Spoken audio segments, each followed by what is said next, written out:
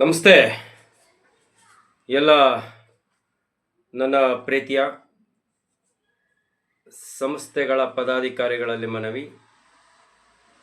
ಏನು 2ನೇ ತಾರೀಕು ರವೀಂದ್ರ ಕಲಾಕ್ಷೇತ್ರದಲ್ಲಿ 2/5/2026 ಶನಿವಾರ ನಡೆಯಲಿರುವ ದೊಡ್ಡ ಅದ್ದೂರಿ ಕಾರ್ಯಕ್ರಮ ಅಂದರೆ ಕರ್ನಾಟಕ ಸುಪುತ್ರ ಪದ್ಮಭೂಷಣ ಡಾಕ್ಟರ್ ರಾಜ್ಕುಮಾರ್ ಸದ್ಭಾವನಾ ಪ್ರಶಸ್ತಿಯನ್ನು 150 ಜನಕ್ಕೆ ಕೊಡಬೇಕು ಅಂತ ನಾವು ತೀರ್ಮಾನ ಮಾಡ್ಕೊಂಡು ಕೆಲಸ ಮಾಡ್ತಾ ಇದ್ದೇವೆ. ಇಡೀ ರಾಜ್ಯದಲ್ಲಿ ಉತ್ತಮವಾಗಿ ಸೇವೆ ಮಾಡುವಂಥವ್ರಿಗೆ ಎಲ್ಲ ರಂಗಗಳಲ್ಲಿ ಯಾರು ಆ್ಯಕ್ಟಿವ್ ಆಗಿ ಕೆಲಸ ಮಾಡ್ತಾ ಇರ್ತಾರೆ ಅಂಥ ವ್ಯಕ್ತಿಗಳನ್ನು ಗುರುತಿಸಿ ಈ ಪ್ರಶಸ್ತಿಯನ್ನು ನೀಡ್ತಾ ಇದ್ದೇವೆ. ಏನು ಸುವರ್ಣ ಕರ್ನಾಟಕ ಮಾನವ ಹಕ್ಕುಗಳ ಸಂರಕ್ಷಣಾ ಸಂಸ್ಥೆ ಮತ್ತು ಡಾಕ್ಟರ್ ನಾಗಲಕ್ಷ್ಮಿ ಚೌಧರಿ ಜನಸೇವಾ ಸಂಸ್ಥೆಯ ಜೊತೆಗೆ ಆಚಾರ್ಯ ಪ್ರತಿಷ್ಠಾನ ಫೌಂಡೇಶನ್ ಇವರುಗಳ ನೇತೃತ್ವದಲ್ಲಿ ಈ ಕಾರ್ಯಕ್ರಮವನ್ನು ಹಮ್ಮಿಕೊಂಡಿದ್ದೇವೆ. ಹಾಗಾಗಿ ವಿಶೇಷವಾಗಿ ಕೆಲವು ಸಾಂಸ್ಕೃತಿಕ ಕಾರ್ಯಕ್ರಮಗಳು ಕೂಡ ಆ ಒಂದು ಸಂದರ್ಭದಲ್ಲಿ ನಡೆಯುತ್ತೆ. ಎಲ್ಲ ಜಿಲ್ಲೆ ಪದಾಧಿಕಾರಿಗಳು ದಯಮಾಡಿ 2-3 ಸಂಸ್ಥೆಗಳ ಪದಾಧಿಕಾರಿಗಳು ಕೂಡ ಈ ಕಾರ್ಯಕ್ರಮದಲ್ಲಿ ಭಾಗವಹಿಸಬೇಕಾಗಿ ತಮ್ಮಲ್ಲಿ ಮನವಿ ಮಾಡ್ತಾ ಇದ್ದೇನೆ. ಕೆಲವರಿಗೆ ಫೋನ್ ಮಾಡಲು ಸಾಧ್ಯ ಆಗೋದಿಲ್ಲ, ಸಮಯ ಸಿಗಲ್ಲ ಅನ್ನೋ ಕಾರಣದಿಂದ ಕೆಲವು ಟೈಮಲ್ಲಿ ಆಗದೇ ಇರಬಹುದು, ಕೆಲವರಿಗೆ ನಾವು ಫೋನ್ ಮಾಡಿರ್ಬೋದು. ದಯಮಾಡಿ ವಿಡಿಯೋ ಕೂಡ ಪ್ರತಿಯೊಬ್ಬ ಪದಾಧಿಕಾರಿಗಳಿಗೂ ಕೂಡ ಕಳಿಸಿರ್ತೇವೆ. ಇಲ್ಲಿ ಅನ್ಯತಾ ಭಾವಿಸಬಾರ್ದು, ಪ್ರತಿಯೊಬ್ಬರು ನಮ್ಮವರೇ. ಇಲ್ಲಿ ಯಾವುದೇ ಕಾರಣಕ್ಕೂ ಭೇದ ಭಾವ ನಮ್ಮ ಹಿಸ್ಟ್ರಿಲೇ ಇಲ್ಲ, ನಮ್ಮ ಸಂಸ್ಥೆಯಲ್ಲಿ ಅವೆಲ್ಲ ಇರೋಕ್ಕೆ ಸಾಧ್ಯನೇ ಇಲ್ಲ, ಇರೋದು ಇಲ್ಲ.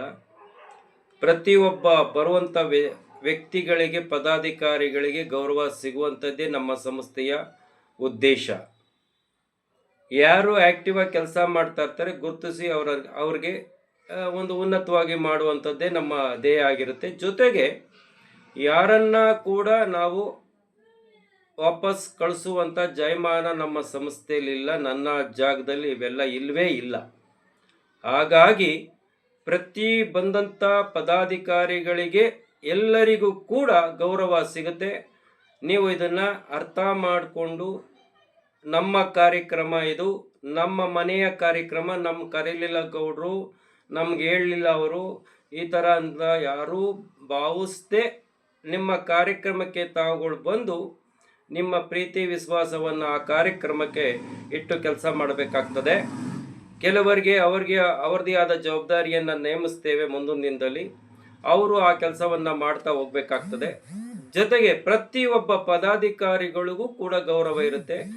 ನಮ್ಮನ್ನು ಅಲ್ಲಿ ಸ್ಟೇಜ್ ಹತ್ರ ಬಿಡಲಿಲ್ಲ, ಬೇರೆ ರೀತಿ ಅನ್ನೋ ಥರ ಯಾರೂ ಅನ್ಕೋಬಾರ್ದು, ಅನ್ಯತಾ ಭಾವಿಸ್ಬಾರ್ದು. ಯಾಕೆ ಅಂದರೆ ಏನಕ್ಕೆ ಅದನ್ನು ನಾವು ಕಂಟ್ರೋಲ್ ಮಾಡಿರ್ತೀವಿ ಅಂದರೆ, ಒಂದು ಕಾರ್ಯಕ್ರಮ ಯಶಸ್ವಿ ಆಗಬೇಕಾದ್ರೆ ಒಂದು ಶಿಸ್ತಿನ ಸಿಪಾಯಿಯಾಗಿ ಕೆಲಸ ಮಾಡಬೇಕಾಗ್ತದೆ. ಅದಕ್ಕೋಸ್ಕರ ನಮ್ಮ ಕಾರ್ಯಕ್ರಮ ಇದುವರೆಗೂ ಎಲ್ಲೂ ಫೇಲ್ ಆಗಿಲ್ಲ.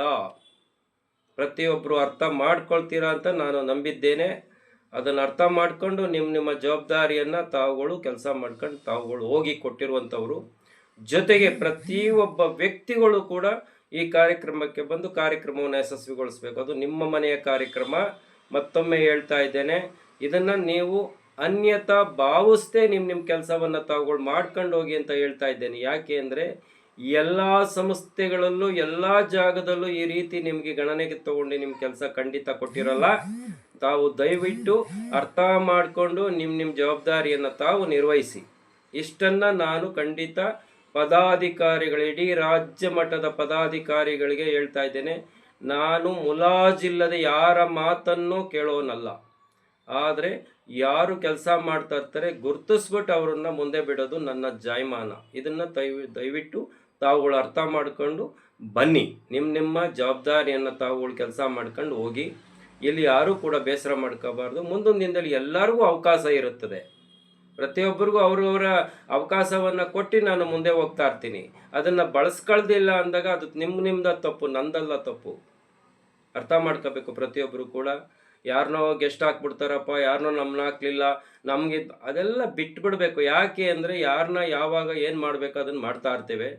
ಕೆಲವರು ಒಂದು ಅವಕಾಶವನ್ನು ಕೊಟ್ಟಿರ್ತಾರೆ, ನಮ್ಮ ಕಾರ್ಯಕ್ರಮಕ್ಕೆ ಹಣದ ಕೆಲವರು ಸಹಾಯ ಮಾಡಿರ್ತಾರೆ.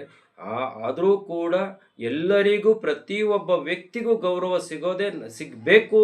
ಅವರು ಪ್ರತಿಯೊಬ್ಬ ವ್ಯಕ್ತಿಯೂ ಕೂಡ ಒಂದು ಸ್ಟೇಜನ್ನು ಹತ್ತಬೇಕು ಅನ್ನೋದೇ ನನ್ನ ಆಸೆ. ಹಾಗಾಗಿ ತಾವುಗಳು ಇದನ್ನೆಲ್ಲ ಮಿಸ್ಗೈಡ್ ಮಾಡದೇನೆ ನಿಮ್ಮ ಬೇರೆಯವರ ಮಾತಿಗೆ ಬೆಲೆ ಕೊಡೋದೆ ನಿಮ್ಮ ಕೆಲಸವನ್ನು ತಾವುಗಳು ಮಾಡ್ತೀರಾ ಅಂತ ನಾನು ನಂಬಿದ್ದೇನೆ.